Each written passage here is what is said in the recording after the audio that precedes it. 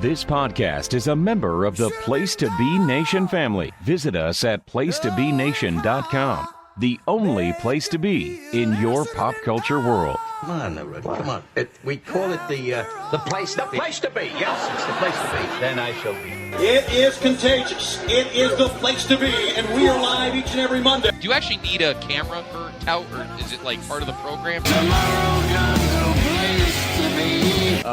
Yeah, I like Big Dick myself. I was just kidding. Man, you see, in the place to be. Do you listen at all when I speak on the show? I'm not the one who thrives on whining about carriages that are 3 inches from my fucking car. So if it's too much for you and your big cock of the walk Knights of Columbus backpack, when does it end, to bring JR? the carriage back to the fucking thing, then what do you want? What do you want? When does it end? You're making the poor guy making minimum wage while you're sitting there with our Mento going through the coffer. Party people in the place to be. 5 years. 5 years! We've been doing podcasts. And we have this. This is trash. It's not Austin in LA. It's not Cabana in Chicago. It's not Conrad down in Alabama. Place to Be Nation presents Scott Criscolo and JT Rosero. This is the Place to Be Podcast. You could do worse than Josh Richard.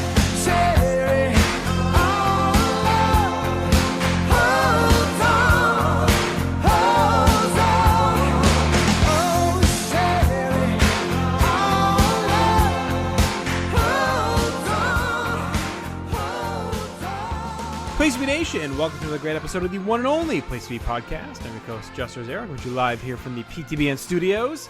And joining me, as always, as we are wont to do, is my PIC, Mr. Scott Criscolo. Scotland, how are you?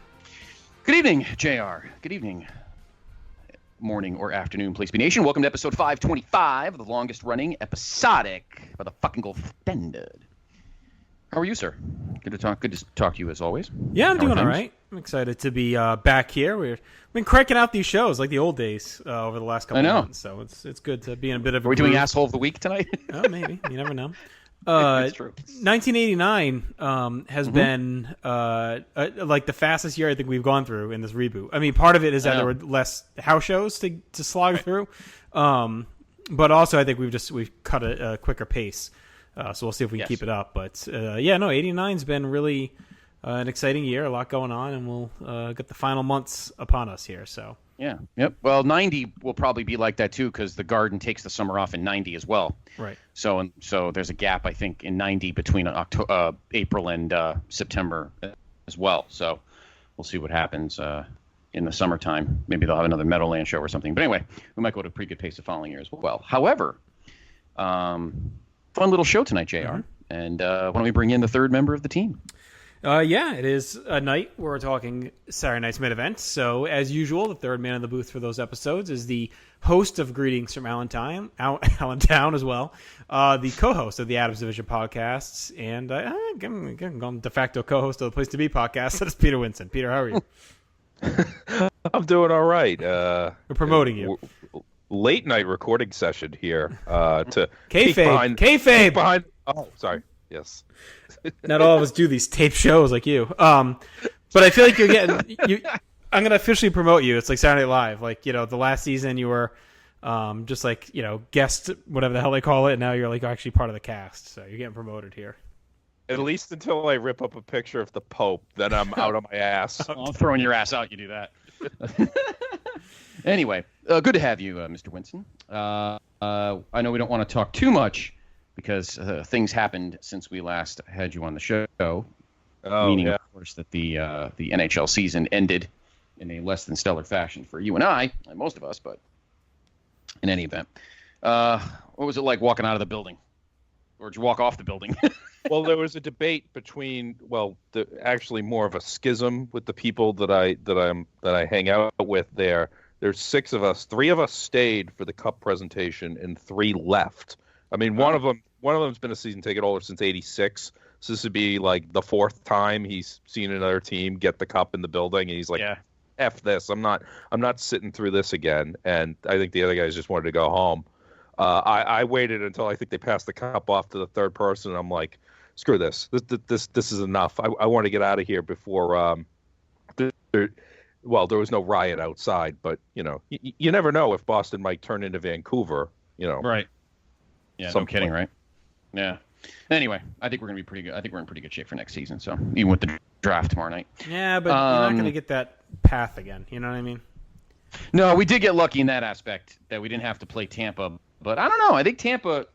I don't think you're going to see the same Lightning next year. I mean, I think they got to look in the mirror and realize that they fucking put all that energy into trying to break the record for wins in a season, and then they played what ended up being a very mediocre Columbus team and got fucking smoked.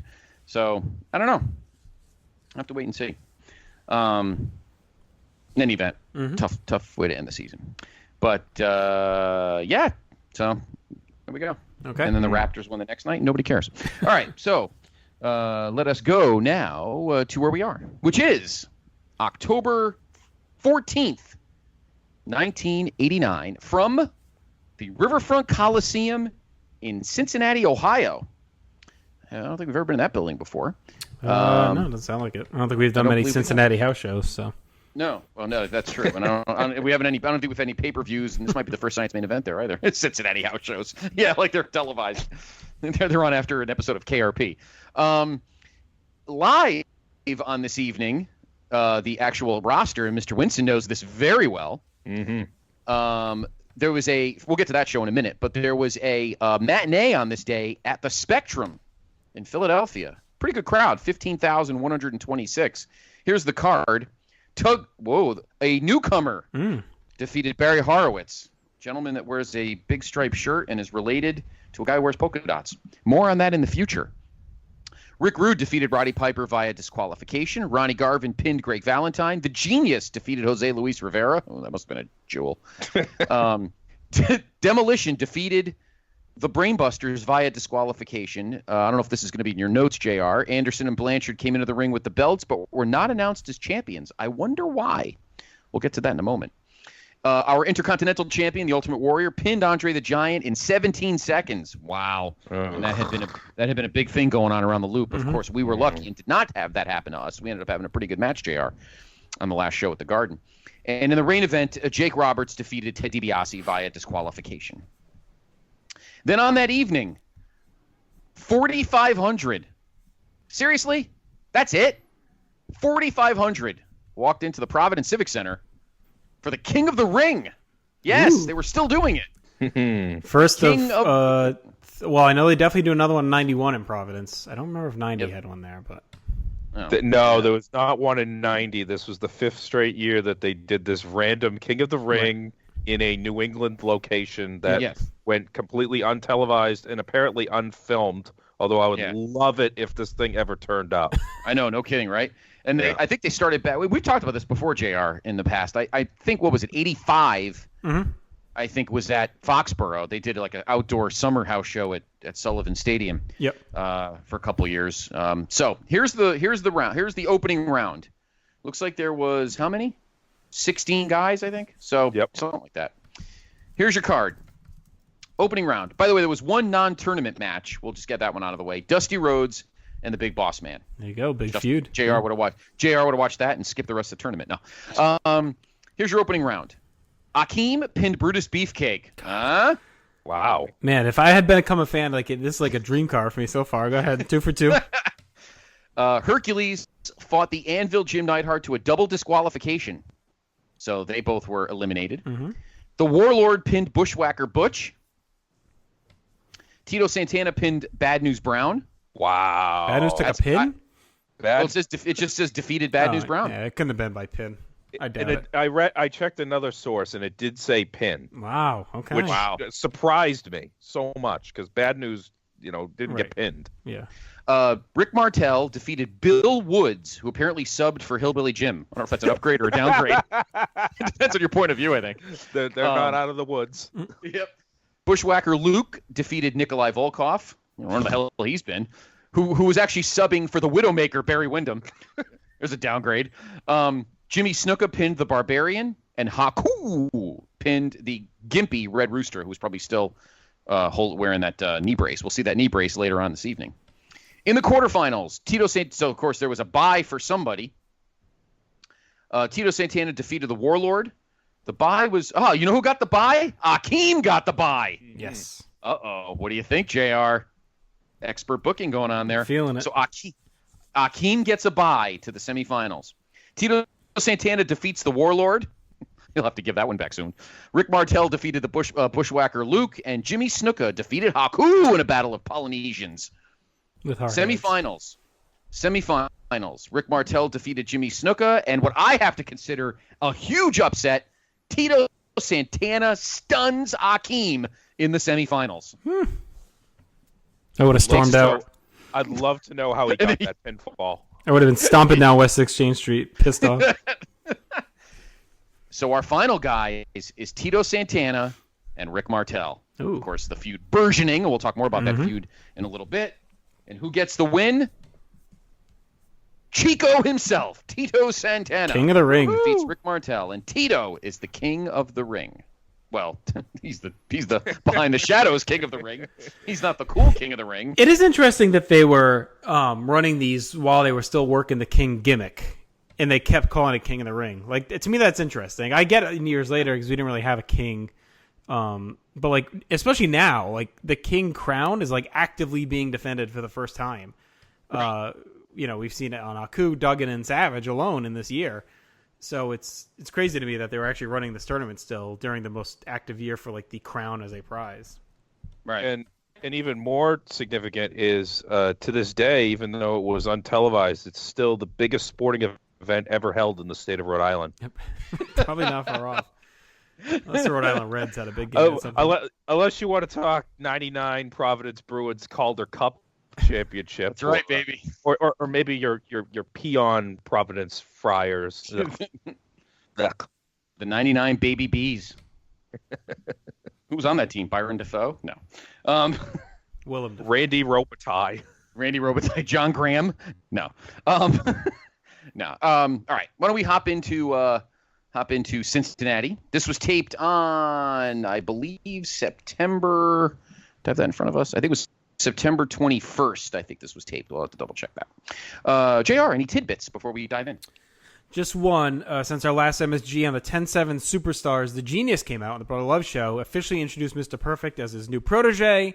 We got Perfect's TV debut of his music. So these are things we sort of saw play out a bit at MSG, but they became official on television in canon on 10-7. So The Genius will now be managing Mr. Perfect. When you said that, you said The Genius came out on the Brother Love Show. I was like, I didn't remember that happening. It's a very special episode of Superstars. It's a very special episode. Trailblazers. Oh, there's a recurrence, Mr. Winson, because the Trailblazers are currently on the clock in this NBA draft. As you said that, I looked up and saw the logo.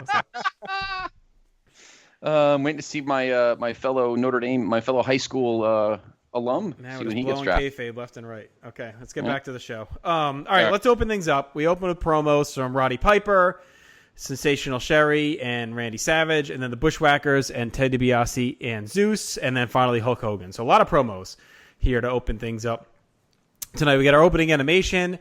Jesse Ventura, Vince McMahon kick us off. We check out footage of Macho King Randy Savage's coronation on Superstars, which we had talked about last week with the great heel shenanigans, which are always a lot of fun. Jesse is then backstage with Savage and Sherry, and Jesse's is gushing, but he asks why Savage would take this match, and Savage really starts working in the royalty as part of the gimmick here.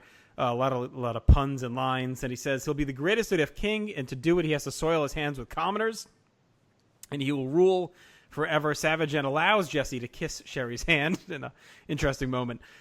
Just great heel stuff. I'm digging. I know the Macho King stuff feels like a downgrade, and people look at that run as maybe not as good, or I think they look at it as just like degrading or whatever for Savage. But I think he's owned it so far, and he's really just made it work. It's been really, really entertaining, and we'll see how it continues to play out.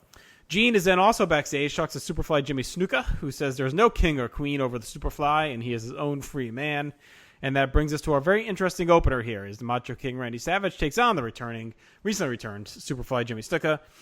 Pretty much a showcase for the king. Vince says Snuka can become king, so the crown must be on the line here. Savage and Sherry have a great entrance out on the sedan. Snuka chugs out, goes right at Savage, fends off Sherry, lands a flying headbutt. I thought Savage's royal tights were just fire here tonight. I thought they looked great. Snuka atomic drops Savage to the floor, but Snuka follows out, unloads with chops. Back inside, Snuka stays on top until Savage lands a shot to the gut, leverages Snuka to the floor. Savage goes up top and hits an axe to the floor, and then Sherry lands her blows in as Jesse is very proud of her, saying how nasty she is. Savage keeps up the assault outside and inside the ring. Sherry chokes Snuka with the purse, and Savage grabs a near fall while working the back. Snuka shakes it off and mounts a comeback with headbutts and chops and a hard clothesline. Savage lands a stiff headbutt and flips Savage to the corner where he ends up in the tree of woe. Snuka just throws the referee down, and Jesse gets all pissed off that there's no disqualification. Snuka gets tied up with the ref again, and Sherry frees Savage and hands him the purse. Sherry ties up the ref and Snuka. Superfly grabs her by the hair as Jesse calls him an animal. Savage bashes Snuka with the purse and rolls him up for the win. Savage decks Snuka after the bell, but whiffs on the big elbow and kind of a crazy bump. Snuka then goes up for the splash, but Sherry sits on top of Savage as Vince says to leap anyway. Savage then jumps down and headbutts Savage and chases Sherry off. Fine brawl, a pretty good heat. Sherry's antics, of course, have proven why she's such a key component of Savage's overall package at this point. So we get a lot of her being involved. Fun post-match. And again, I think the King gimmick is a good way to keep Savage busy. He's going to obviously be out of the main events for a bit. So why not give him some kind of hook to carry himself through the mid-card. So I went 2.5 on this, Scott. That was a very fine opener. Nice showcase for Macho Man. Yeah, I gave it 2 stars myself. Your official match time, 5:37. I agree with you 100%. This is fucking Savage we're talking about. He can make anything great. Mm-hmm. So whatever. This in particular, because I think one thing you'll get, and we noticed it in the opening promo, is that he has some fresh things to say. You know, like a Savage promo is utterly tremendous regardless of what he's promoing. But now that, with this shtick, now we'll get some fresh stuff. And I think it's about time, and I would never knock the First Lady of Wrestling, but I'm kind of glad now that we don't have Elizabeth for a little while. It's nice to see Savage with actually like a legit, heel manager, like an actual heel valet that actually will help cheat for him and stuff. It's a nice change of pace. No disrespect to Elizabeth, but that chapter's run its course, and it's good she's off camera for a little bit. And it gives Savage like an actual legit heel valet, and Sherry's nasty, and she's just as tough as he is. So I think that works out for them and for him. So I think this is fantastic. I gotta say, we saw him come back at WrestleMania 5, and he was kind of juiced up at the Garden. He looks pretty juiced up here, but at least in our matches, JR, Snuka's 2 for 2. He didn't have a bad match at the house show against Honky. SummerSlam this was match shaky. It wasn't bad. SummerSlam. It wasn't terrible. No. Could have been worse. Yeah. But, you gave it the same. You gave it only a half star less than this. So it couldn't have been that bad. But, I mean, it's and he's a veteran. He can work with anybody. So I thought it was fine. It was a good opener, Peter. But, yeah, I agree with JR that I think the King gimmick is tremendous for him. It's not a downgrade. Why? He can't be in the main event forever. So you might as well do something that's high profile. And pretty soon he'll get into a feud with another high profile guy. So I don't think he's being punished or anything. Oh, I don't think so at all. And I think the best thing he did when he became the King was that he changed over all the garb, not just from his old Macho Man gear and had the purple tights that say Macho King, but a completely different crown, having the scepter, and of course having Sherry there as the Queen kind of makes the act even more fresh than when he was a heel in that 85 to 87 period with Liz just kind of standing out at ringside. Mm-hmm. When I saw the lineup for this Saturday night's main event, I said, "Oh, Savage and Snuka," and I thought of it. I'm like, "Are these guys connected in some way?" And I thought, "Well, no, not really, because this is like a ships in the night match. Because when Snuka was leaving in '85, that's when Savage was coming in, and they're very similar guys in that they, are known. Well, hey." They both have had questionable actions towards women. One way worse than the other, but they're no. But I wasn't going to say that, JT. I was going to say they're both known for their cool top rope moves that were kind of staples of the entire promotion as a whole. Of course, Macho Man has less baggage. Snuka, I want to point out, Fiji had a kingdom, but only for 4 years, from 1871 to 1874. It was at that point that they were colonized. Sherry adding to this act so much. She does the exact same thing that Elizabeth did on Saturday night's main event when Elizabeth threw herself in front of Honky Tonk's guitar.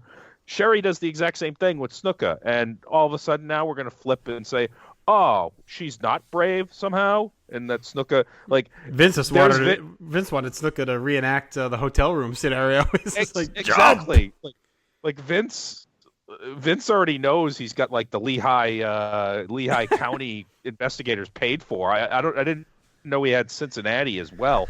But Snuka had value, I think. I mean, I'm not all that crazy with about this run, but in this type of spot where, yeah, he's going to put somebody over, and he still had value at this point in terms of doing that. And Savage is just the king of Saturday night's main event. I mean, these are his type of match where it's 7 to 9 minutes, and you go at this ultra fast pace. And him having Sherry there, just like I said, it helps all the way through. A typical heel win for the WWF with the pulled tights. I gave it 2 stars. I thought this was pretty good. Maybe not as great as it appears on paper, but that has to do with Snuka. It's being 1989 Snuka and not the earlier version. Yeah, and I agree with you around Snuka's usefulness at this point. Is it the best run? No, but I do think him coming in and being a credible, jobber to the big stars is a pretty good role for him. He's got name value. He's good enough to put over lower card guys. And I definitely 100% agree with you on the top rope stuff because these, I mean, again, I'm going to mention it a lot, but this is right around when I was getting into wrestling. And these are the looks and the moves and the matches that resonate with me from when I had just started watching. So Savage in the purple and, the Snuka and the Snuka splash and the big elbow are the kind of moves guys 10 years later were doing the pool, you know what I mean? Or if you're fake fighting, it's like, oh, you dropped the big elbow, and stuff like that. Those are always the kind of the moves that stuck out. Everyone knew the Superfly splash. So, there's something to be said about Snuka's run here, and as well as him, Savage, and others. It's just such a memorable stretch in the world of wrestling from 88 till probably 91, 92 of characters and gimmicks, moves that people just, grew up with. And even if they faded from wrestling, always kind of came back to. Mm-hmm. So, anyway. Definitely. And I mean, those moves were, they were memorable in many ways. They're easy to emulate. And I love the Savage purple and kind of goldish. It was almost like Laker colors. And I thought that was kind of cool with they had the tie in the front. Very, very different. Like I said, I think, and you said, JR, that even though it's different for Savage, it's fresh for Savage. And I think this is a great chapter for him. I think we're going to enjoy this run more than we remember. And not just because of great commentary and future great opponents, but I don't think he was demoted or anything like that at all. I think he was a perfect guy for this position. I'm glad it didn't go to another heel. Rude or something. I don't think it would have been the same. No, it brings the crown up from kind of a low thing. I mean, Duggan was kind of a mid-range lift, and now Savage really makes it like when I started watching wrestling, I thought the King was a big deal. Like Macho King, all right, this guy's the King. He's the best, That was something that resonated with me, seeing him come out. And, he fades the King part of it a little bit, as we move forward. Not as much, but the royal, the purple look and everything else, just it's memorable, and he did a good job of making the crown seem legitimate. And I don't think it delegitimized him. I think he raised the gimmick up. No, I agree. Anything else, Peter? What kind of disgusting, despicable. He's an asshole. Who the fuck is this asshole? You're all a bunch of fucking assholes. Do you know who I am? At grade A, genuine, authentic asshole. Hey there, PTB Nation. It is now time for the greatest segment in podcast history. You know what I'm talking about. It is time now for the PTB's Asshole of the Week. You're an asshole tonight. Our second return to the Nice Cocker Skull. I actually had this planned before you nearly spoiled the gimmick earlier tonight. I had it in my notes if anyone needs proof. A Lincoln man was arrested following an investigation to sexual abuse of a dog. Michael L. Woodhead, 38, was charged with abominable and detestable crime against nature and unnecessarily cruelty to animals. According to the Lincoln Police Department and Rhode Island Society for Prevention of Cruelty to Animals, investigators from both organizations began to investigate Woodhead after receiving a complaint in February of a sexually abused dog owned by the suspect. Investigators executed a search warrant at Woodhead's residence to seize any animals on February 26th. According to the release, investigators made disturbing observations while at the residence and removed the female dog belonging to Woodhead. Rhode Island Department of Health processed some evidence. I don't even want to know what. The police said authorities obtained an arrest warrant based on numerous investigations, and they arrived at Woodhead's home on Tuesday at a Smithfield Avenue house. Arraigned Wednesday, released on personal recognizance. Woodhead's abominable and detestable crime against nature charge is a felony, while the unnecessary cruelty to animals charge is a misdemeanor. And I bring this up not only because it took place in my home state, but because this piece of shit asshole of the week actually went to elementary school with me. He was 1 year behind me, lived up the street from my grandmother, Scott, on the road where I eventually lived. He lived, if you took the right to go down to Atwood Avenue, you went up that little hill. Like, I don't think we ever really went up there. He lived up there in the back. Okay. And he was a super prick at St. Mary's School, elementary school. And anyone who, was classmates or friends of mine on Facebook have all said the same thing since it came out. So it doesn't surprise me that he ended up doing something really fucked up and stupid because he's a sick son of a bitch. So Michael Woodhead of Rhode Island, you are the PTB at Asshole of the Week. Yep.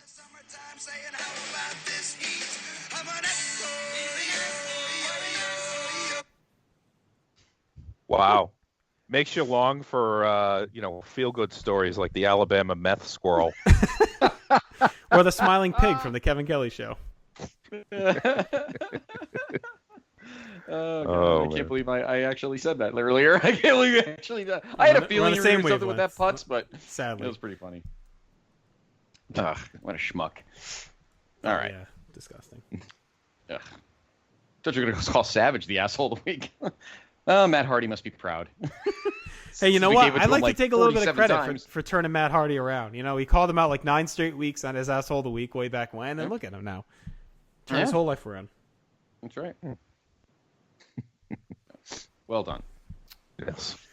All right. We head back to May and June for footage, and SummerSlam, for footage of Hulk Hogan's past encounters with the human wrecking machine ZEUS. Jesse's then backstage with ZEUS and Ted DiBiase. Ted says anyone can make money, but the smart ones know how to spend it, and he has purchased ZEUS in his corner tonight. The title will be his. As a result, he knows and will pay the price of success, and he has the resources to get it done. Gene then talks to Hulk Hogan about his troubles with ZEUS. Hogan says the first showdown was a warning shot, and ZEUS didn't finish the job. Hogan says things became more clear in Worcester when ZEUS laughed off a chair shot, and Hogan says his fans finally knew the deal and laid out the battle plan. Hulk says tonight he will use the Hulkamania system of checks and balances and carry the load all the way to the bank, so usual bucket of Saturday Night's Main Event puns in every promo. ZEUS may be his biggest purchase, but to get to the majority stockholder position, he has to beat Hogan, which he can't. Lots of money and bank puns all through this. So that brings us to our Dirty F World Heavyweight Championship match featuring Hulk Hogan taking on the $1 Million Man, Ted DiBiase. Good heat-filled entrance for Ted. Hired gun and back up the ladder here for DiBiase, who had faded from the main event scene last year after SummerSlam. So he pops back up here, tied into ZEUS. And you get that this is more about ZEUS than DiBiase, and that, Savage's time atop the card had faded, and they wanted to keep ZEUS in there with Hogan, but they had to bring him in with someone else. So why not have DiBiase buy him as a bodyguard? Seemed to make the most sense. Mm-hmm. And I kind of like ZEUS as the paid assassin anyway. If you're going to use him, it's not the worst way. Big pop for Hogan. Jesse thinks he's in trouble tonight. DiBiase comes at Hulk at the bell, but Hogan just wrecks him with punches and grabs a headlock. Hulk releases and gets tangled with ZEUS, who's able to choke Hogan. Ted lands some shots, but Hulk comes firing right back and lands a stiff back elbow. Hogan hammers away as the ref pulls him off Ted, allowing DiBiase to go to the eyes and land a clothesline. ZEUS chokes again and brings out Jake Roberts to even things up. Hogan gets 2 on a roll-up and starts to punch away, but DiBiase dumps him to the floor. After a break, DiBiase keeps slugging away and gets a suplex for 2.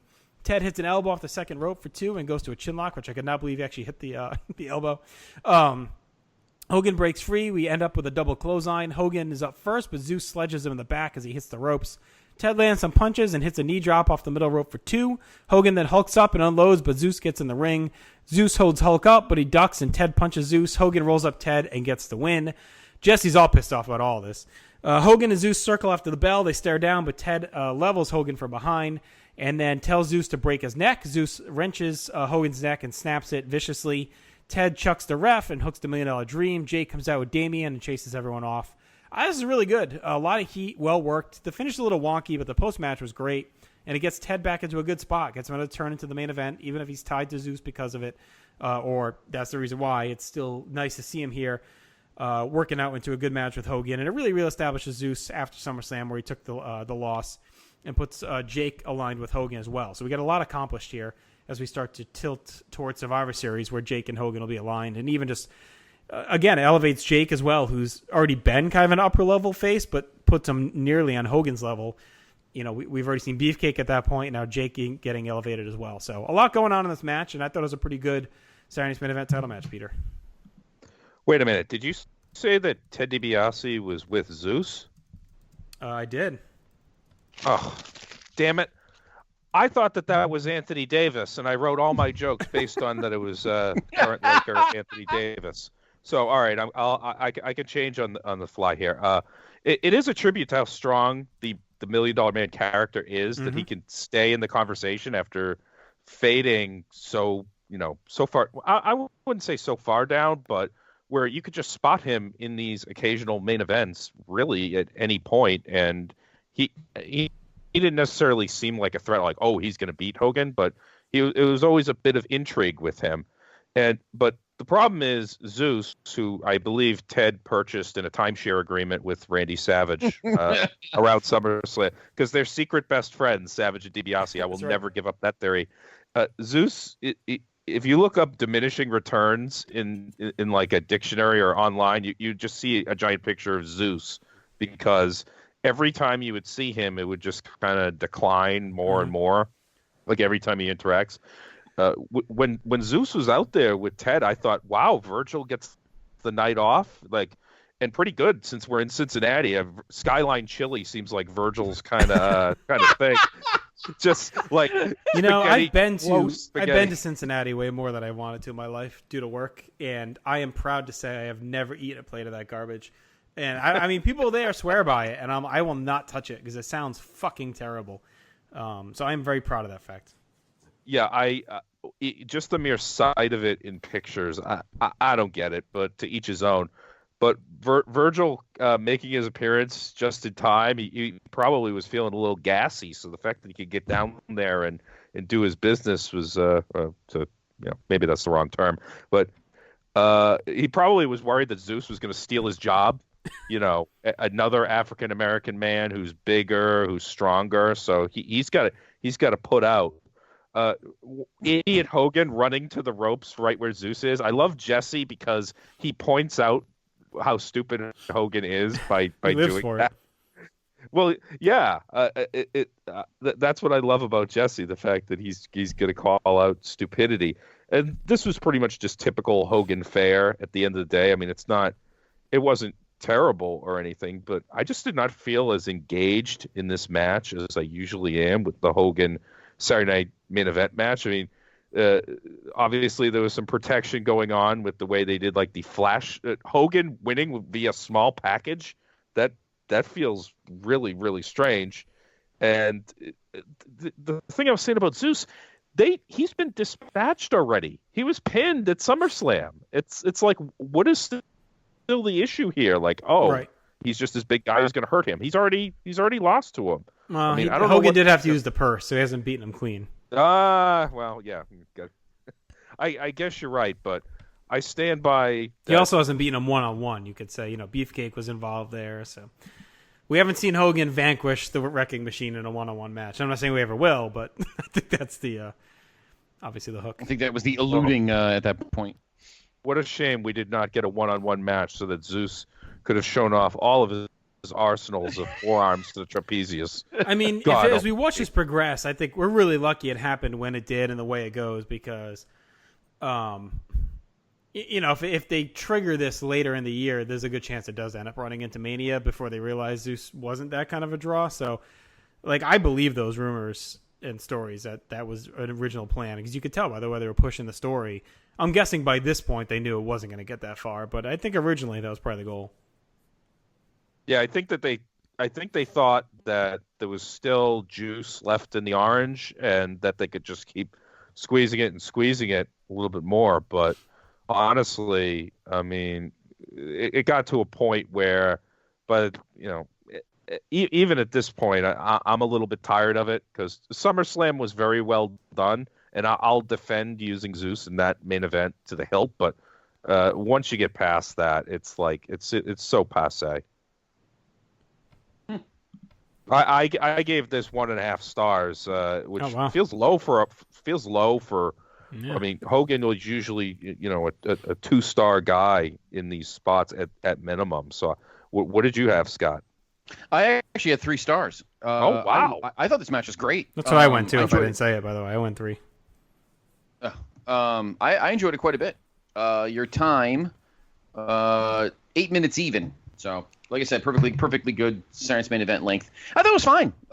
Great way, and I got to tell you, ZEUS, it's a perfect spot for him. I don't think that there was a long-term plan for him. I mean, thank God somebody got in Vince's ear about what to do with ZEUS. But I mean, this guy didn't know a fucking thing about anything. But he's a good body to have with DiBiase right now. And it's a perfect spot for him. Like, it's a perfect spot for DiBiase to have like another, guy to protect him that is bigger than Virgil.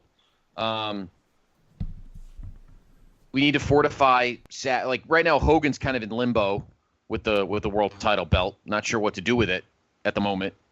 So perfectly fine to give DiBiase a title match. The match was really good. DiBiase is a great worker. We know that. I mean, and they kind of had to, right? Because if you look at the heel card, Bossman's done. He's had his chance. Savage is obviously cooked. I mean, I think people would still embrace it, but we've run the gamut there. ZEUS not ready for a singles match, and Mr. Perfect not quite ready either yet. Is there any heel we're missing? Andre is done. You know what I mean? Like, so who else is even? It almost had to be him by default. DiBiase. I mean, Martel's not ready. So it's like there's kind of this dearth of challengers, and we'll see. I don't want to get too far into it, but we'll see because it clearly is also an issue as we get into 90. That the heel side, while filled with memorable, great characters and workers, is either been vanquished or does not ever get raised up to the level of being a credible threat against these top faces. Right. And we're already starting to see. You're not gonna stand up for your guy Akeem as now. Listen, I would be perfectly fine with a Hogan Akeem feud. You know that. But I think the Twin Towers as a package have probably already kind of had their shot. So. Or you could do Bad News Brown and say ZEUS is actually his one friend, and that they somehow can get along with each other, even though Bad News hates everybody else. Brown news bad.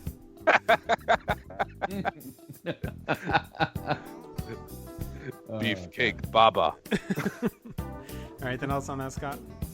No, just a great match. Hogan right now, it's the fall, so it goes back even back then that we're in the fall and we're kind of in limbo, getting ready for what to do. Obviously, Survivor Series is around the corner, so just a good, solid TV, national TV match for Hogan, and DiBiase is a perfectly good opponent. Very well done. All right, about halfway through the show, so when I go ahead and take a break, we get back, we'll wrap things up. It's been a solid start, at least for me and you, Scott. Yep. Peter seems to have dipped a little bit here, but yes. I'm guessing you won't be throwing 11s and 12s out on this show, but we'll see. It's still got a half a show to go. All right, when we come back, we'll finish things up. We'll get into some pop culture and other items. Enjoy this break.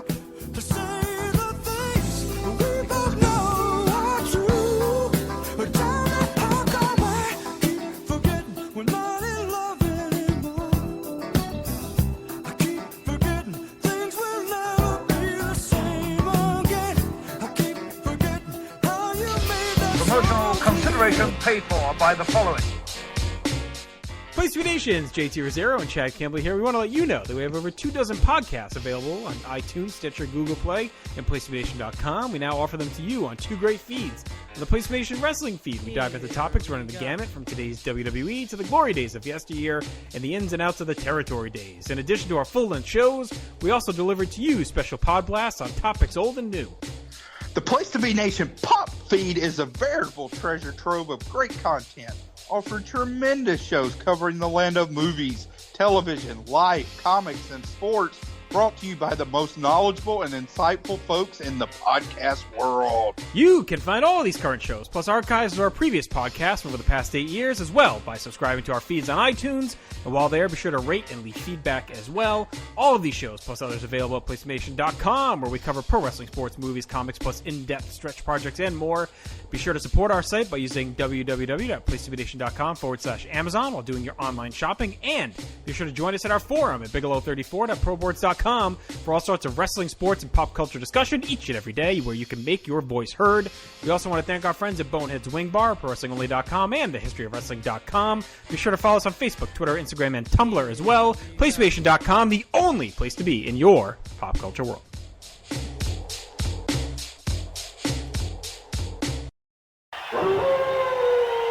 This is Gary Michael Capetta, and this is the Place to Be podcast with Scott Riscola and Justin Rosero.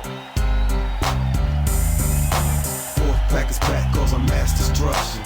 Guess who's here? The bad boys of wrestling. Testing competition, win the war, that's their mission.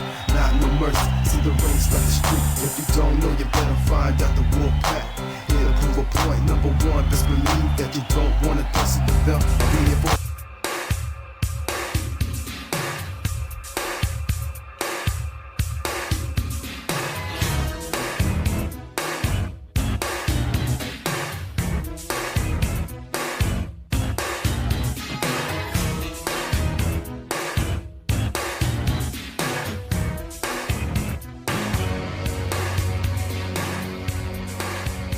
All right, Nation, we are back talking Science Made event from October 1989. And like I said, Scott, we're really cruising through these shows. And then why don't we talk about what else is going on in the world of PlayStation.com as well. Over on the PTBN Pop feed, had the newest edition of the Marvel Age. This is Sarcastic 4, dove into 1971 with the first of 3 parts covering a very robust year in comics from the Marvel company.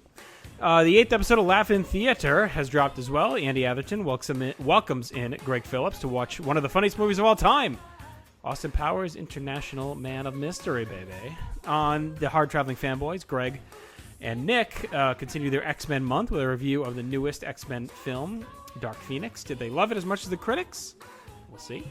On the newest DC4U on the Pop feed, reaches its 3rd episode as Russell Sellers and Todd Weber talk about one of the hidden gems of the DC Universe app, Legends of Superheroes Part 1, The Challenge. Batman 66 fans do not want to miss this installment. Jenny Smith back with a new episode of Freak Out Drive-In, Scott, with you. Talking the 2016, and this sounds brutal, clown horror movie, Terrifier. Anything you want to make note of there?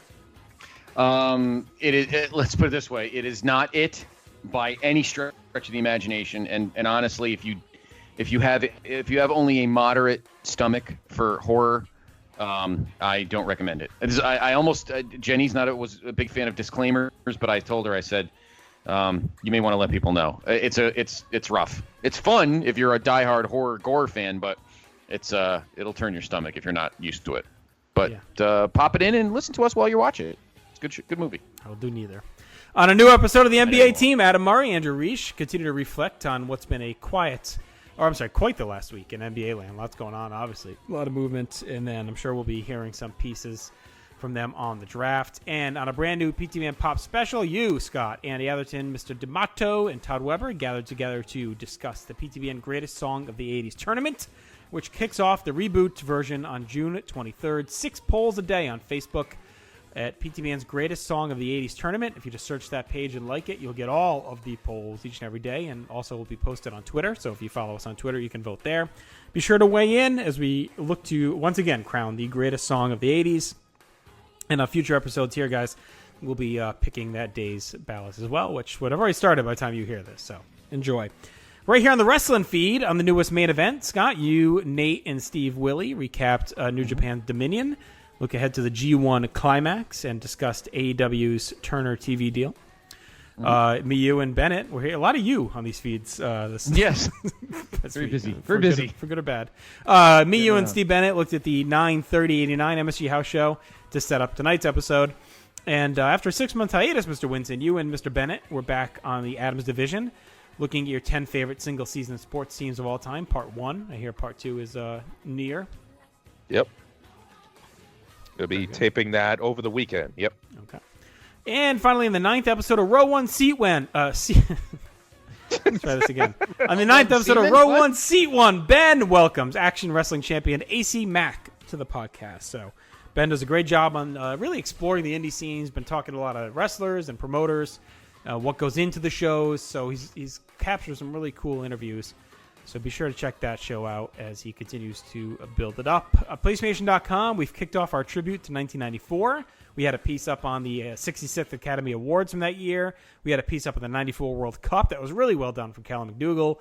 And this past week, you would be able to check out a piece by Michael Dodamos on the miniseries The Stand from Stephen King. So I actually read it, enjoyed it, even though it's not my bag. See, that I think I could tolerate. The clown movie, not so much. Also, the newest PTB and Excellent Network adventure hits as the crew looked at ECW One Night Stand 2006. So lots going on. Check out social media, our message board at bigelow34.proboards.com. Be sure to get into the action, the GWWE pay-per-view and TV match ever project. The nomination list is out there. You can watch and share your thoughts as you go. All right, Scott, as we've mentioned, I think last week, and we'll talk about later when we go through our schedule, we're going to be off for a few weeks here due to different things. And you know, I always feel like I'm good for a break. I'm kind of done with you. I'm done with wrestling for maybe talking about it for a break. Could use a break. But you know what? A few weeks later, I'll be sitting here thinking, I miss you much. All of it. Just like Janet Jackson was back in 1989 this week. The number one song in the nation. Brings us into the Scott Criscolo Pop Culture Corner. Thank you, JR. And yes, Janet Jackson, number one this week in 1989. This was a Saturday, of course. So the new Billboard Top 100 came out on this day, and Janet Jackson's "Miss You Much" continued to be number one, second straight week. Number 2, "Cherish" by Madonna. Number 3, "Girl, I'm Gonna Miss You" by Milli Vanilli. Number 4, "Love Song" by The Cure. Number 5, "Mixed Emotions" by the Rolling Stones off that Steel Wheels album. Number 6, I didn't realize these guys. I thought the song was earlier in the decade. I didn't think they were still together. "Sowing the Seeds of Love" by Tears for Fears. Number 7, "Bust a Move" by Young MC. Love that song. Number 8, "Heaven" by Warrant. Number 9, "Listen to Your Heart" by Roxette. Yes. And number 10, "It's No Crime" by Babyface. So there you go. So the number one song in the country, "Miss You Much" by Janet. All right, let's go to the theater the night before, October 13th. And JR, busy in the theater. 5 movies came out, including one that ended up making a ton of money. We'll begin with a movie that made just over $1 million, not too much. A comedy called Breaking In. This was going to be Breaking Bad. Hang on. I know. All right, Breaking In. Is it Breakin' or Breaking? Or Breaking. Okay, Breaking not Break In like the rap movie. Ernie Mullins is New York's old pro safecracker who now operates in Portland, Oregon. Mike is a nosy, amiable kid that Ernie takes on as a lookout and apprentice. So kind of the same idea as Breaking Bad. Ernie is content to live in a tract home on the fringe of the city, but the kid cannot resist flashing his newfound wealth. Starring Burt Reynolds, Casey Siamsgo, Lorraine Toussaint, Sheila Kelly, Harry Carey. The Harry Carey. Harry Carey? No, oh. It's not the Harry Carey. But no, it's not the Harry Carey. Sadly. Okay, next. Next, speaking of horror films, one in a long line of maybe one of the greatest of all time. This was not one of the best of the series, but still was halfway decent. It made just over 11 million. Halloween 5, The Revenge of Michael Myers. On October 31st, 1988, Michael Myers is shot and falls down a mine shaft. Escaping to a nearby creek, he stumbles upon a local hermit and falls into a This is awful. Placing him in the hermit's care, he's nursed back to health. 1 year later, Michael awakens, kills the hermit, and returns to Haddonfield to find his niece, Jamie Lloyd. Again, blah, blah, blah, blah, blah, blah, blah, blah, blah, blah. A bunch of bullshit. Starring Donald Pleasance, Daniel Harris, Ellie Cornell, Bo Starr, Wendy Kaplan, and a bunch of other people. Stupid movie. I like how you think just because you don't like horror that it's a terrible genre and the rest of us should stop watching. No, did I listen to you? You're that? like, Peter, have I ever said anyone should stop watching horror movies? Have you heard me say that? Not to the best of my recollection. Okay. Have I said it's a stupid genre? Not Yes, to the best of my recollection. I said You this literally movie just was said it was stupid. stupid. No, I said the movie. You've was stupid. never complimented a horror movie. Well, it doesn't never. mean I think it's a stupid I genre. will make a understand- collage. I understand that the genre exists. I just think this premise in particular is stupid. Well, that movie's terrible. Thank you. See? But not the whole thing.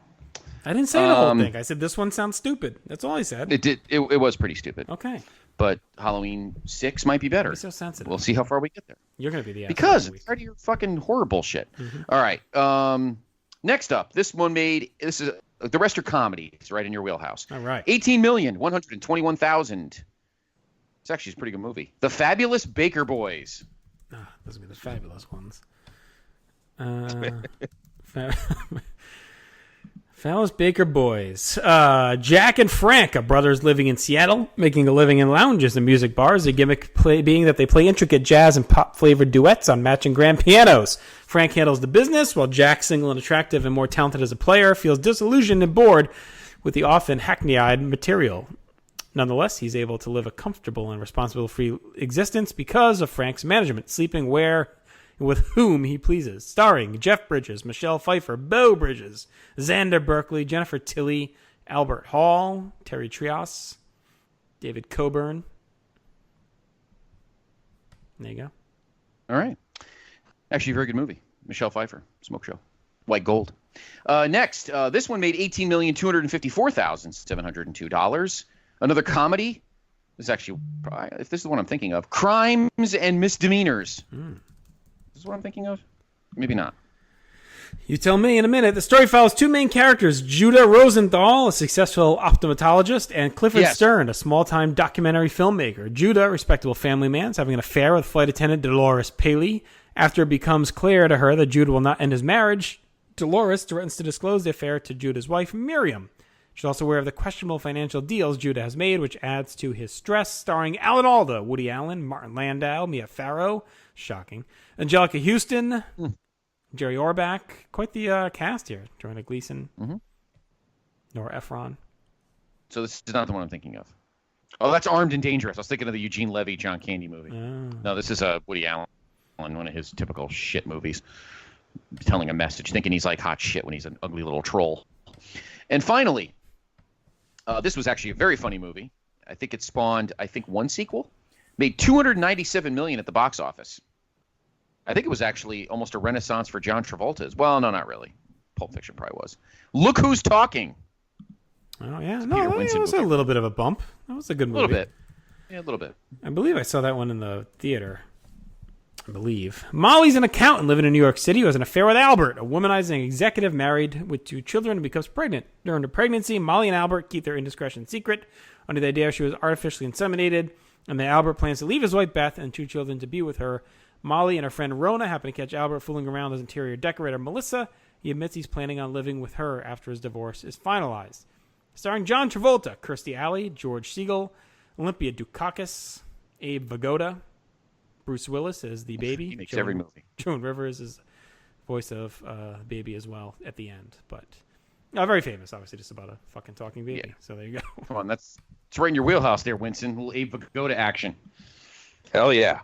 There we go. All right, so this is what and this was the top 9 movies of the weekend. At number 9, fucking Batman. Movie's been out like 4 months and it's still making money. $245 million to this point. When Harry Met Sally, number 8. Number 7, Parenthood. Number 6, Fabulous Baker Boys debuted at number 6. Black Rain at 5. Sea of Love at 4. An Innocent Man at 3. And the top 2 debuts, Halloween 5. Most people watched it. And Look Who's Talking debuted at number 1. Stop it! No, you're right. It did suck. The franchise is tremendous, but that particular movie is terrible. All right, so there's your movie update in October of '89. Now, one thing that does suck was JR's performance. No, I did all right. It's just that what's his face Steve Bennett was a cheated? lot better. But no, Bennett was just really good. I mean, he was like exceedingly good. He was exceedingly good. I mean, mine was just fine. You know, I had like a standard week for me. Yeah. Well, Pete Winson, you got a tall order here because it's time to take the field. We can do better than that. Here we go. Okay. Sounds like the fucking soundtrack to Crimes and Misdemeanors. Ladies and gentlemen, good old JR, Jim Ross. All right. So, Mr. Winson, 2 weeks earlier, week 4 of the 1989 NFL season, Steve Bennett got 12 right. JR got 8 right, so he is in a 4-game hole. Can not you my fault. He's an exceed idiot it? savant. So let's see. I probably can't do any better than 12. Although they didn't have bye weeks back then, did they? No, we got a full 14-game slate here. So here we go. Thrilling. All right, it is week 6. The next day, October 15th. So week 6 of the 1989 NFL season. All right. We begin at Fulton County Stadium in Atlanta. The Falcons hosting the New England Patriots, JR. This time, the Falcons hang on and don't blow a giant lead to the Patriots, and they win this game. All right. Peter? I actually remember that game. It was Doug Flutie's last start as a Patriot, and the Falcons won that game. Yes, 16-15. The Falcons win the game. You old sons All right, of bitches. let us go. I remember this game. No, I remember reacting to that game and being so despondent because Flutie kept getting passes batted down at the line of scrimmage. Yes. So I climbed a tree in my backyard. Then he threw for 975,000 yards in Canada. Anyway, all right. Let's go to the old Big Sombrero. We will not be in this building in April. We'll be in their new building. But the old Big Sombrero in Tampa, the Bucks hosting the Detroit Lions, Peter. I think Barry Sanders is there, so I'll go Lions. Yeah, Lions. Okay. Yeah. All right. Well, he was not there yet, I believe. Oh, no, it might have been his rookie year, actually. But Rodney Peete, another rookie, threw for 268 yards and actually led the team in rushing in that game, and the Lions win 17-16. Wow. Next, we go to the Giant Stadium in the Meadowlands, where the New York Football Giants host the Washington Redskins, JR. Ooh, tough one. I'll take the G-Men at home. G-Men at home, Peter. I'll make it interesting. I'll go with Washington. Well, Mark Rippon did rush for 205 yards. O.J. Anderson came in a trade before the season. 101 yards rushing. Giants win 20-17.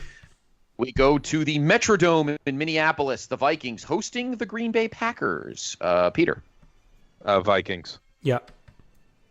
Yes, Don Majkowski did throw for $198, but Herschel Walker. Wait a minute. I thought he was a Cowboy. We'll get to that. Yes. We'll get to that. He rushed for 148 yards, and the Vikings beat the Packers 26-14. Speaking of the Cowboys, they are home at the Hole in the Roof to take on the defending world champion San Francisco 49ers. JR. I would think Dallas had a hole in their heart as big as the one on the roof when the Niners finished punching through it, so I will take San Francisco. I think Dallas won one game that year, and that wasn't it, so it's San Francisco.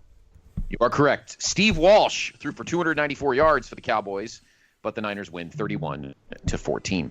Let's go down. Speaking of Cincinnati, the next day in the building in the city we're in, we go to Riverfront as the Bengals host the Miami Dolphins. Peter. Dolphins. Yeah, Dolphins. Benvenido a Miami. Dan Marino throws for 266. Dolphins win 20-13. Let's go to Soldier Field in Chicago. Pretty good matchup here. The Bears hosting a very good Houston Oilers team. JR. Yeah, I'll take the Bears at home, though. Yeah. I'll go with Houston. Warren Moon throws for 317. Oilers win 33-28. Let's go to Jack Murphy Stadium. Stupid Bennett in my head. No, the Bears always win at Soldier Field. Yeah. It's kind of like you with the Chiefs always winning at Arrowhead. Will they be in Arrowhead this week? Let's see. Let's go to the Murph, Jack Murphy Stadium in San Diego. Chargers hosting the Seahawks, Peter. Oh, God. I'll go with Seattle. I'll take the Superchargers. Speaking of the Bears, Jim McMahon was traded, I think, this season, and he threw for 286, but the Seahawks win 17-16. Lame.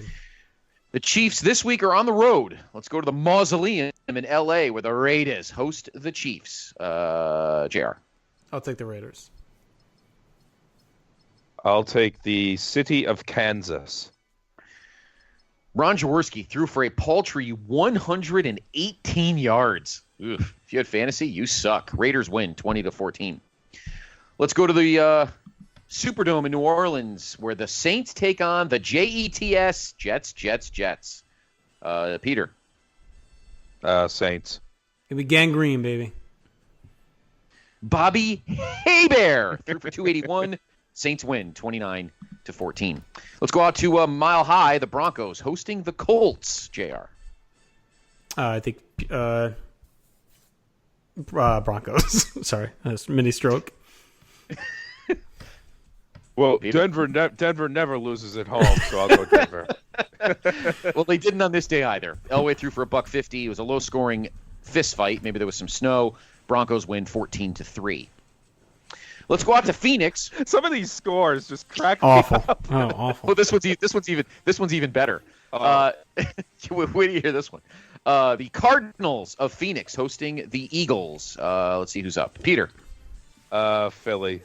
Yeah, I'll take Philly. All right. I'll give you the score, and then I'm going to give you the quarterback for Phoenix. Eagles 17, Cardinals 5. Guess who threw for 266 yards for the Phoenix Cardinals? Danny the great Cannell. Tom Tupa. Oh, Jesus. Oh. Randall Cunningham rushed. Yes, no, I think LT had already scrambled his brains by then. Yes, Eagles win 17-5. Who's that Randall Cunningham you're talking about? I only know QB Eagles. Yes, that's right. QB 12. That's right, in Tecmo. That's right, QB 12. Let's go to Cleveland, to the Dog Pound. The Browns host the Steelers. Who's up? JR. Yeah, I'll take the Dogs. All right. Yeah, the Browns, I think we're okay that year, so yeah, Browns. Brady Kosar rushed for 162, threw for 162, rushed for, I think he did that in his career. 162. But the Steelers do win by the score of 17-7. I'm gonna click on the box score for a minute because I want to see how shitty this fucking... God, this was a lousy week for offense. What was the weather suck everywhere? Oh my God. How did the Steelers win this game? Todd Blackledge was a quarterback for Pittsburgh. He was 9 of 28. Oh, God. For $143. How the fuck did the Steelers win this thing? Oh, my God. There's and finally, so many guys under 50% back then. It's crazy. And let us finally wrap it up with Monday night up in Buffalo, where the Bills took on the Rams. Peter. Buffalo. Yeah, I'll take Buffalo. Yes, Bills win 23-20. Thurman Thomas rushed for $105. And there is your Week 6 in the 1989 NFL season. Also on this evening, the 1989 World Series was beginning between the San Francisco Giants and the Oakland A's. Game 1 in Oakland. A's win 5-1. Of course, they would win Game 2 in Oakland, and then we all know what would happen that Tuesday, which was supposed to be Game 3 in San Francisco. And, of course, we all know what happened. The Loma Prieta earthquake. And one of the biggest earthquakes ever. They didn't play for 12 days. Of course, the infamous picture of that bridge with the piece of the bridge hanging diagonally while cars flopped into the water. Pretty good. I don't think it was a whole show, but I think they did a pretty good 30 for 30, like a short on that. I think it was like one of those like 15-minute ones they did. Joe Torre worked for the league at the time. Before he was either working for the league or he was working for ML or ABC maybe. I'm not sure. But I know he was in that, and they talked to Faye Vincent and all that other stuff. So it was a weird way. It was a weird way for God to get Tim McCarver to shut up. I gotta say that. It had to be Al Michaels yelling in his ear, "We're having an earthquake." Like Tim McCarver doesn't shut up about some base running thing that Dave Parker did in Game 2. It's like, shut the fuck up. Nobody cares about the Cobra on the base paths. All right, God, they shake the earth. Yeah, not then anyway. And finally, just to clarify, because I am going to do it, one of the things that did happen, as we mentioned, Herschel Walker was wearing a Vikings uniform. Here was the trade. All right. The Vikings would get Herschel Walker, Dallas's third-round pick in 1990, their 10th-round pick in 1990, and their third-round pick in 1991. The Cowboys got Jesse Solomon, David Howard, Isaac Holt, Darren Nelson, running back, Alex Stewart, Minnesota's first-round pick in 1990, which was the pick they used to get Emmitt Smith. Their second-round pick in 1990. Their sixth-round pick in 1990. Their first-round pick in 1991, which ended up being the number one pick, and they got Russell Maryland. Second-round pick in 91. First-round pick in 92. Second-round pick in 92. And third-round pick in 92. Those 5 picks were conditional on whether they cut those guys or not. And I think the Cowboys cut almost all of them. I think Isaac Holtz did. Right away, they did, just so they could get those picks. It is insane that was the trade for a fucking running back. Like, imagine that today. I mean, wouldn't even, they don't want to pay a running back anything. And now, I mean, then, Jesus, they traded 3 drafts worth of capital for a fucking running back. 3 first-round picks. This Vikings gave them their next. They pretty much did what the fucking Lakers did for the Pelicans. They pretty much the Vikings gave them each first-round pick for the next 3 years. Their first 2 picks in 90. Their first 2 picks their first 2 picks for the next 3 years. No, it's crazy. I mean, it's a crazy haul for a running back. And again, he was moderately okay. I think he was in Minnesota like 2 years, and then he would go. I think he went to Philly after that. He ended up going back to the Cowboys like in 90, I don't know, 7 96, or something. 96. Yeah, 96, something like that. So, and there you go. So there's your pop culture corner. Back to Cincinnati. All right, let's do it. We get clips from SummerSlam and TV highlighting Roddy Piper's issues with Rick Rude and Bobby Heenan. Jesse talks to Bobby Heenan and Haku. They're yucking it up. They're here tonight to have fun. They're a fun-loving family. He says Haku will work over the dumbbell and the dress, and he'll make him pay. For SummerSlam, Gene's in with Piper, makes an Addams Family joke. Says where he comes from, they fix Weasel so they don't have too many family members. He calls Bobby fat. Gene says Haku. Piper says God bless you. Piper makes some hard-head comments about Haku, and they get references to West Germany and Hurricane Hugo. Usual Piper stuff here. And that does bring us to our next match as Roddy Piper takes on the former King Haku. Great reaction and entrance for Piper, marches out with laser focus. Haku attacks at the bell, but Piper comes back at him with a wild flurry that drives him to the floor. Piper heads out and dives on Haku with a Thez press. Haku's all woozy at ringside as Piper glares at Heenan from the ring.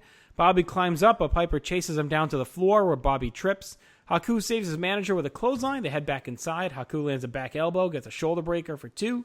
Haku keeps beating on the shoulder, but whiffs on a big flying headbutt off the top. Piper mauls Haku, pancakes him with belly suplex for the win. Pretty wild brawl at a breakneck pace. A lot of brawling. Piper says that was number 1 as he plans to work his way through the family. Nabs the nice win, keeps on his warpath with the family. Good showing for Haku as well, but really too short to build too much. And again, we haven't really seen too much good from Haku, but this wasn't bad. So I went 2 stars, Scott. And it kind of feels like the first time of what will be many, and I guess we've maybe a little bit in the past where a guy is working his way through the family to ultimately get to Bobby. Like we've kind of teased it a bit, and Hogan kind of semi did it, but we haven't really had a guy like start at the bottom of the family and work his way to the top. Not that I'm recalling. So what do you think of the match, Scott, and what do you think of that part of it?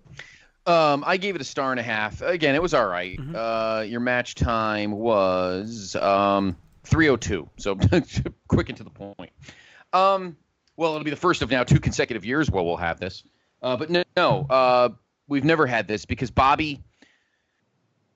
Well, the Hogan feuds usually were right at the top, so Hogan didn't really have to go, quote, through anybody because Hogan was the one that had the title.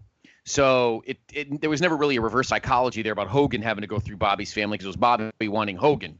So Bobby would put his best guys on him, Bundy, Stud, Andre. So it never really worked for Hogan, but for like the mid-card guys and guys like Piper, it works perfectly because they're the ones chasing him. Mm-hmm. Chasing Bobby's group. So that's why it really never worked for Hogan because it was Bobby doing the chasing.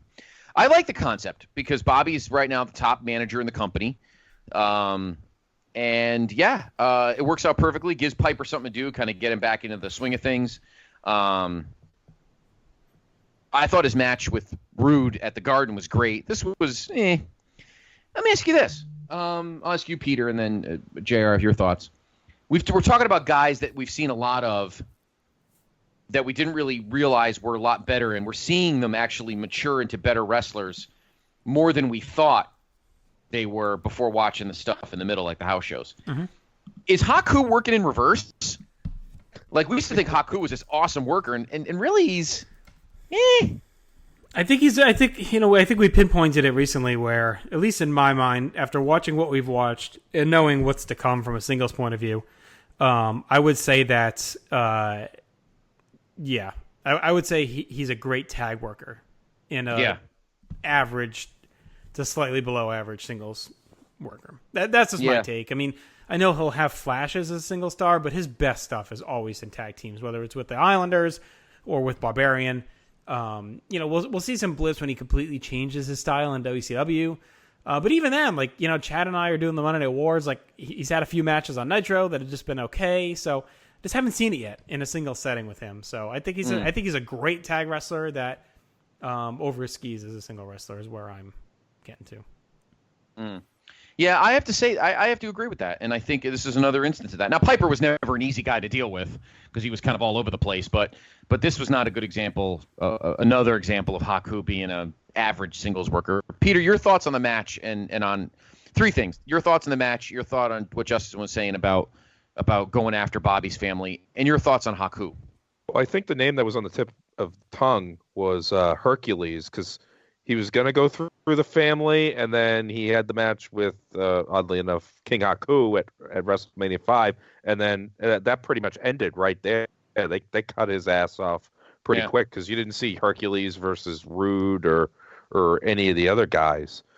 Haku as a singles guy, I can see what you're saying. Like, the rewatch he has not been very impressive in 88 and 89, so maybe he is a tag team guy, but when he jumps to the other company years from now, he's a blast to watch in singles. So who knows? It might just be, the character. I don't know what it is really, but I'll say this for Haku: most underrated smile in wrestling history.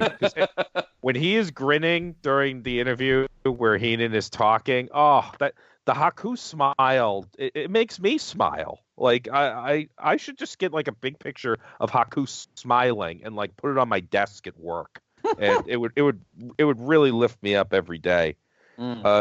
What you're saying about Piper being all over the place is well put, but I think 89 Piper was so great because the act was fresh again. It's amazing. I agree. When you go away for a long period of time, and when you come back, it's like, people now, even if you're doing a lot of the same stuff as before, it's now fresh again. Now I can hear people out there, they're probably saying, well, Winston, if you get the fuck off the Place to Be podcast every so often, maybe we'll like you at some point in the future. Well, I take that point, yes. But yeah, I mean, I got into wrestling in early 88, so this is like my first exposure to Piper other than like the Coliseum tapes and just this crazed madman on primetime wrestling every week, going at it with Heenan constantly for like 30 minutes on each show. As for the match itself, I was much more down once again on this. I only had this at 1 star. What a weird finish. It was like a belly just out of nowhere. Piper is one of those guys that, he had the sleeper thing at the end of his 86, 87 run, but he wasn't, he never had like, that's Roddy Piper's finisher. So having him put away Haku with a belly to belly, I actually was as surprised by that finish as the Becky Ronda finish at WrestleMania when I started sprinting for the exit at 12:40 in the morning.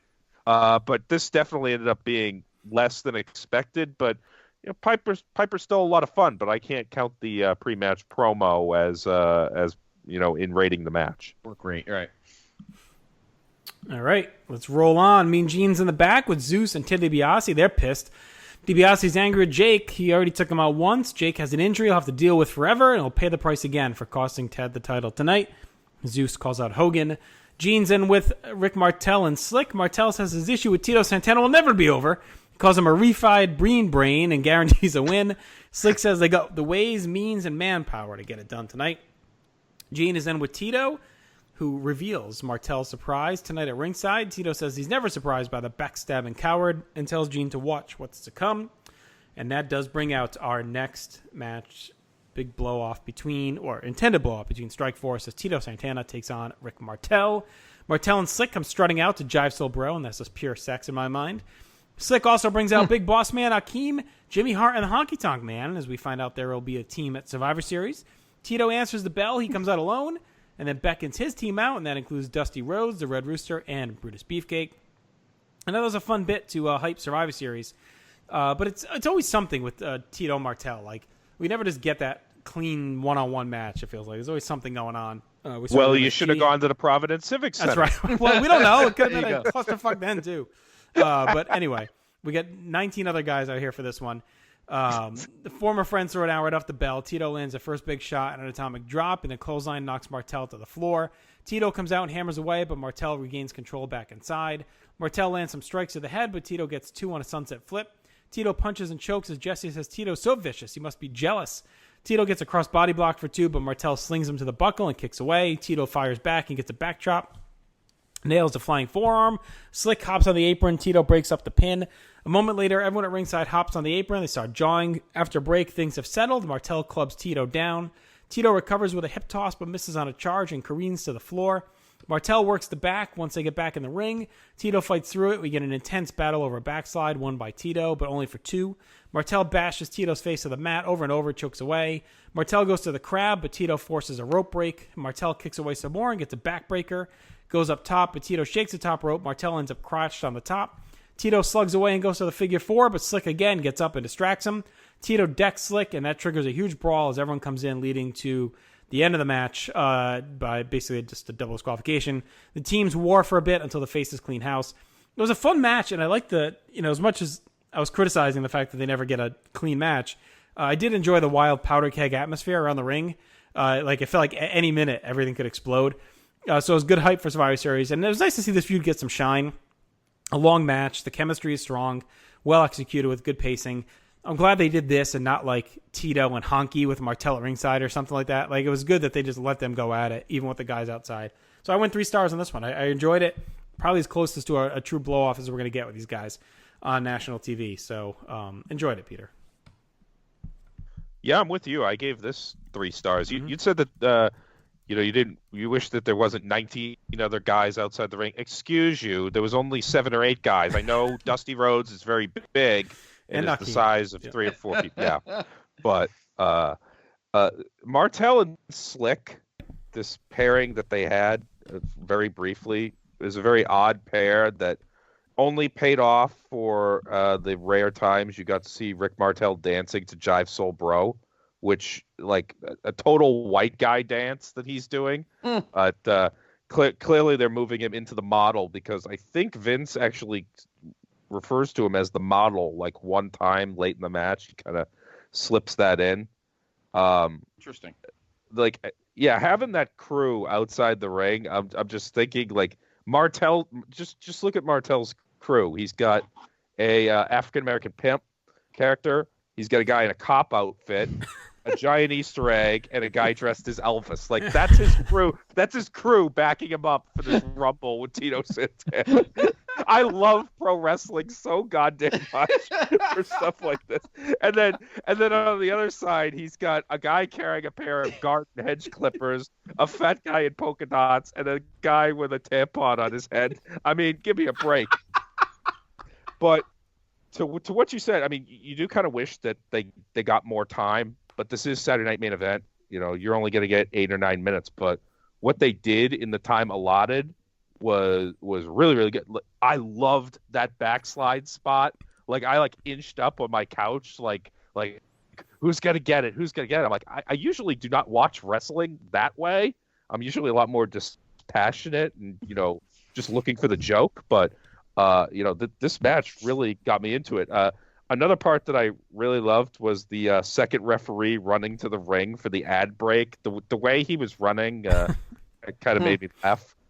You could kind of tell. I'm just watching Martel because he's one of the all-time great baby faces. So when he ditches Tito at WrestleMania, it's kind of a shock because Rick Martel's a heel now, and you can tell he's feeling his way through for the entire summer. And this is about the point, right around when he becomes the model, where he's starting to figure it out. because you watch him like after WrestleMania, he's kind of like, I'm doing what I think a heel should be doing, but he's still got kind of like that baby face with the skipping, you know, the thing with his legs that Rick Martel would always do. But by this point now, we're 6 months out, and he's really starting to figure it out because he is a high quality professional wrestler. Sure so is. I'm okay with the way this went down, where you're kind of promoting Survivor Series without really, you know, promoting it too heavily and having all the teams involved. And I mean, this Martel Santana thing is just never going to end, I don't think. It's going to go on for years and years and years. And I'm all right with that. Yeah, your match time, you actually hit the nail on the head there, Peter. 9 minutes. Maybe it was you, JR. One of you guys said it. 9 minutes. I gave this 3 stars, too. This was so much fun. What the fuck was Rooster? It looked like he took Ken Patera's fucking arm thing that he had on for those 2 years or whatever the fuck it was, and he put it on Rooster's fucking leg. I don't know what the hell that was. It wasn't your typical knee brace. He found a babyface locker room somewhere. Yeah. Yes. This was really good. And I liked it. You were talking about that, JR, that it was good that we actually saw this. The fact that all these fucking guys were out there made this match really seem like a big deal. Like, it felt like a mid to almost upper mid-card match. Like, this could equate to, like, where Savage is now. Yeah. Which is not a bad thing for Savage, but good for Tito and Martel. Definitely treated this like a big deal, and I'm happy about that, because for years and years as fans, we always thought that this feud kind of sloughed off to the side, but it really didn't. And, yeah, no, I was very impressed with the fact where they placed this match on the card and how much, creative freedoms they gave it. We weren't going to get obviously a clear-cut winner. That wasn't going to happen. I wish we can see that. I guarantee you that Tito Martel match at the Dunk the PCC, it won't be the Dunk for a while, that night was probably actually really good, and probably just as good as this one was. I mean, again, you're talking about 2 guys that are just great workers, with all those guys around the ring, and sounds like, Peter, you were describing the first incarnations of the Village People while you were going through that whole thing, ending with a guy with a tampon on his head. But I mean, it was a great match, and just all these great characters. It is what makes wrestling great. But no, it was a good way to. I would have been fine ending the show with this instead of the piece of shit we're about to talk about. But I would have been fine ending the show with this, but really well done and keeps things fresh. And you're right, we do get our first kind of semblance of what could be a Survivor Series match. So that's very smart here. I enjoyed it. All right, Mean Gene with Roddy Piper says Rude and Bobby dials 976 numbers to talk to each other all night. Jokes about the Heenan family having fun, and then says he isn't slowing down. More classic Piper. I don't know whose references are more dated though, Piper's or Peter's. But he you can usually tell what year it is by Piper's pop culture references, whether it's in WCW or here. You can get a good read when the event takes place just by listening to what he references. Gene then talks to the Bushwhackers, who says it's their first Science event appearance, and they've been here about a year. They'll do what they always do, chew up opponents and spit them out, and they'll take care of the Rougeau sisters once and for all, in their words. And you know a team or wrestler is at the bottom of the rung now if they don't get a pre-match Science event promo. Because usually both guys get one. The Rougeau brothers did not here tonight. And they are the fodder taking on the Bushwhackers. Big feud here in '89, and really started early in the year. Both teams feel pretty lost in the shuffle, though, just aimlessly battling down here on the card. The Rougeaus have just quickly fallen off into a stacked tag division. Bushwhackers attack at the bell. They clean house immediately, which pisses off Jesse. Bushwhackers chase Jimmy around. He eventually escapes, and he loses his pants in the process, which is kind of usual for this feud. Jimmy has Quebec flag boxers on, which I thought was a funny touch. Jimmy runs off as the Rougeaus attack from behind. The Rougeaus get a double clothesline. Ray twists Butch into a Boston Crab. Jacques hits a knee off the middle rope. Jacques tags in, hits a back elbow. The Rougeaus collide by accident. Luke gets a tag and batters Jacques. Jacques flips over a backdrop and gets a weird double fist pump, which made me laugh and yell, but Luke levels him with a clothesline. Ray comes in and gets tossed, and the Bushwhackers hit the battering ram and double stomach breaker for the win. The Rougeaus are in real bad shape here. I mean, they are just job fodder for the Bushwhackers. We saw it at Mania. We see it again here. We've seen it at MSG. Just complete filler. Feuding teams are going nowhere. And the Bushwhackers have transitioned purely into a wild comedy team. Sadly, quite a fall from what we saw when they had first arrived here. We thought we'd get maybe a little, not the sheep herders, but maybe like 40%, but we're like 5%. They're just complete comedy guys now. I want a 1.5 just for whatever, but I'm guessing you guys were. Sounds like you went a lot worse than that. Oh boy. What do you got, Scott? Go ahead, Scott. Yeah. Yeah. Your match time 3:15, which is about 3:10 too long. I gave this a star, and that's probably being generous. The Rougeaus are fucking trash now, and you can always tell when when like Jacques never really gave a fucking shit, because they can make matches so much better, and they just never, when they don't care, they don't care, and you can kind of tell here. Not much more to say here, Peter. Like I said, I wish you would have ended with Tito and Martel and just skipped this all together. I swear to God, I think Jacques is being karmically punished for punching Dynamite Kid the year before, which, okay, so he stood up to a bully. Yeah, maybe Jacques is a bully, but he stood up to a bully. Mm-hmm. So somebody will stand up to Jacques someday, and the circle of life is complete. I just wrote gross in giant letters in my notes. I mean, I guess the underwear bit was mildly amusing, but that shit's been done. And what's funny is the Rougeaus actually hit what was kind of being used as their finisher on TV, where with the Boston Crab, and Jacques hits the knee to the back of whichever bushwhacker's neck. Who gives a shit, really? I mean, these fuckers. Okay, I have to pose the question, and I mean, I don't hate the bushwhackers like I once did. They're gross. They're like walking hepatitis cases going to the ring. Ever. Why the fuck is Luke Williams being booked stronger than Hulk Hogan? Like, seriously, he fucking took no offense from the Rougeaus, and he's fucking doling out like, oh my God, like, why is Luke Williams being booked so strongly? Why does he have to be protected? The dude is like 46 years old or whatever at this point. What the fuck? Honestly. Yep, I agree. I gave it a dud. I can't believe you gave it any star. I mean, like this, when we did Patera versus Bravo on one of the 88 Saturday Night main events, I thought that we would never get, like, I think I said, I no longer fear death because I've seen Ken Patera versus Dino Bravo. This pile of shit offended every sense of my body, to the point where I want to go eat like a bunch of Cincinnati chili and just, start defecating like all over the floor. Oh. So you didn't like the match? Not really, huh? Other than that, I think they're decent guys. All right. There you go. Gene is with Hulk Hogan, who talks about ZEUS twisting his neck with ease. He thanks God for the Hulkamaniacs. But at Survivor Series, his team of Jake Roberts and Demolition will wipe out DiBiase, ZEUS, and their team. Vince and Jesse then wrap us up and close us out. So why don't we go ahead and close ourselves out and get to some awards. Match of the night for me, I went with Hogan versus DiBiase. Yeah. Although, I don't know, Tito Martel was pretty good. I went with Tito Martel just because I had Hogan DiBiase a little bit lower than you guys. Yeah. So what are you doing? I gave them both. I don't know. I gave them both 3. Yeah, me too. This is not easy. Oh, when I have the same grade like that, I usually go with like the bigger match with the better, I'll go Hogan DiBiase atmosphere too. Yeah, I'll go Hogan DiBiase too, but we can't discount Tito and Martel. It was really good.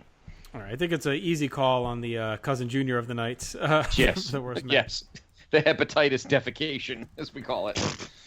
Great tag team. MVP of the night, the Andre the Giant Award. I went with one of my just become one of my favorites on these shows, and just didn't realize what a role she played in the Packagettes Macho Man, and that's Sensational Sherry. I thought she was awesome in that match, so active, good in the promo.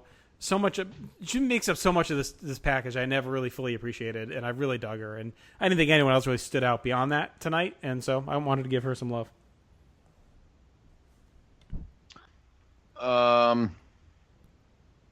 That's a good one, actually. I like giving it to Savage just because he exists. Yeah, this is a very tough show for this. This is a very tough show for this, to the point where I couldn't even decide ahead of time. I mean, I kind of want to give it to the jobbers who carried the sedan to the ring, because jobbers are people too. But, I'm just going to err on the side of Randy Savage because he got this thing going. He set the table, and, it wasn't the greatest Saturday Night's Main Event in the world, but he's always compelling in what he does. All right, what do you got, Scott? I think I'm going to go with Sherry too, JR. I think you have a good evidence there, good proof there. She was, like I said in the beginning, she's perfect for Savage now. It's nice that Savage has a good, solid heel manager to play off of now. So I'll give it to her. All right, the Sandy Beach for the worst workers of the night. Peter, I'm guessing you'll agree with me here in that the Bushwhackers are in this one. Yes. Oh yeah, Bushwhackers and especially Bushwhacker Luke. What the fuck? Yeah. Was he number one contender? We gotta keep Luke Williams strong, damn it. All right. Best moment, I went with the post-match for Hogan DiBiase. Yeah, I like the post-match for Tito Martell, though, with all those fucking guys just going at it. That was pretty good. I'm going to give it to that. Okay. The post-match for Tito Martell. I'm going to go with post-match for Tito Martell also, but I almost want to give it to that backslide spot. Got me really excited. I don't know why. Oh, what a night. All right, the Warrior Award for the most juiced up man of the evening. I went with ZEUS on this evening. I might want to give it to Snuka again. You gave it to him at the house show. He still looks kind of misshapen, and ZEUS looked big, but not like roid chiseled, where Snuka looked like he was fucking... He's been on like 50 cycles. I'm giving it to Snuka. Yeah, I'm going to give it to Hogan because I think it's just a little bit more than Snuka at that point. Yet ZEUS never really struck me as oh my god, like this guy is on, he's in with Balco or something. Like he never really struck me as that. Well, guess what? He looked fucking monstrous in his 1989, so I'm guessing he was juicing. All right, the Patera Award for the worst hair of the night. Gonna go with our boy, the Red Rooster. Tampon hat. Looked awful as always. Well, I wrote down Hogan, and then I remembered all the people at ringside for that match. I'm like, yep, got to be the Red Rooster. Yeah. Yep. All right, and finally, our final grade of the night. I'm guessing we're going to be a little bit lower when we had our double shot of Saturday Night's Main Event a few episodes ago, where Peter hit 8 and 9 on his two there. I thought this is a fine enough episode, middle of the road. I liked the matches a little bit better than obviously some you guys did. Well, at least than Peter did. But I thought it was a perfectly acceptable episode of Saturday Night's Main Event. Stuff happened. That I thought the Hogan DiBiase match had a lot of development, and I thought they actually set up Survivor Series pretty well for a card that is made up of tag matches and not like any kind of major issue or title on the line. I thought they did a nice job of hyping that, and I like the Savage stuff, so I went 5.5. Pretty much down the middle show. Yeah, I mean, it was okay. We had a couple of decent matches. We had a couple of stinkers. Piper looked good in his kind of crazed way. I'm going to give it a 6. I thought it was, a little bit above average, but not as strong as we've had. I gave it 6.5 and 8 for the two we did before, and this show is not better than either of those. So I'll give it a 6. Just under. All right, Peter? I was going to go 4.5 with this, but it comes up to 5 because the Tito versus Martel match willed it to the halfway point there. So it was that damn backslide spot, and that's why it gets 5 out of 10. All right, there you go. That'll do it. Another installment of the Place to Be podcast is in the books. Now, Scott, like we had mentioned, we're going to be off for a few weeks. We're targeting to come back the week of 7/15 just due to vacation and whatnot going on. And that'll be the October 1989 MSG House Show. Be our final effort before Survivor Series. Also, between now and then, you should get a new episode of Wrestling Warzone. I had mentioned that. Me and Chad talking to Royal Rumble 96, so that'll be fun. And that should be it from me for the next few weeks. Scott, what do you got coming up? I definitely slow down from taking up 2/3 of the live read. We will be doing a new main event next week. We will recap. When you listen to this, we will recap stomping ground and see if it's anything interesting. And preview Fyter Fest, the AEW show coming up the following Saturday. So do a little TNA history, et cetera, et cetera. So got that coming up. We were supposed to do Great Debate this week with Mr. Atherton and a couple of other guests joining me, but scheduled something happened. We couldn't do it. So that's going to come up at some point in the next few weeks, my Great Debate debut. But, yeah, I'll be definitely putting my foot off the podcast gas for a little while. Okay. Peter, what do you got going on? Oh, Greetings from Allentown dropped this past Thursday, and I was looking at the August 27th, 1989 edition of WWF Wrestling Challenge. So just a little bit before what we're talking about here.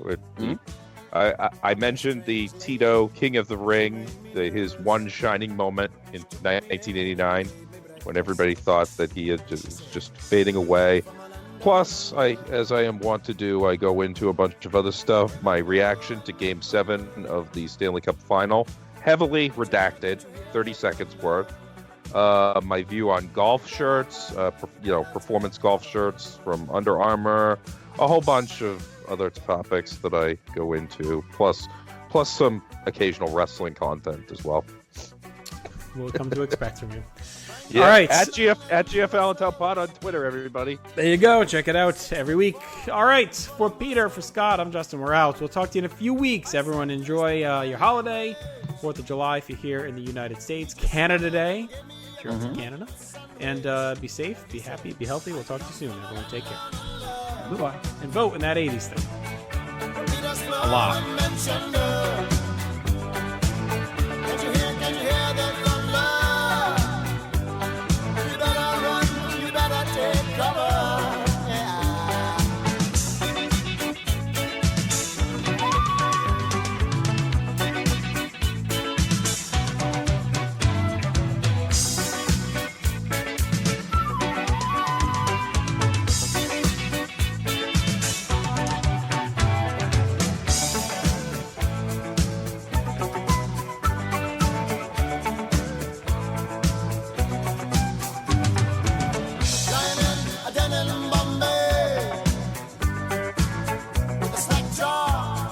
To say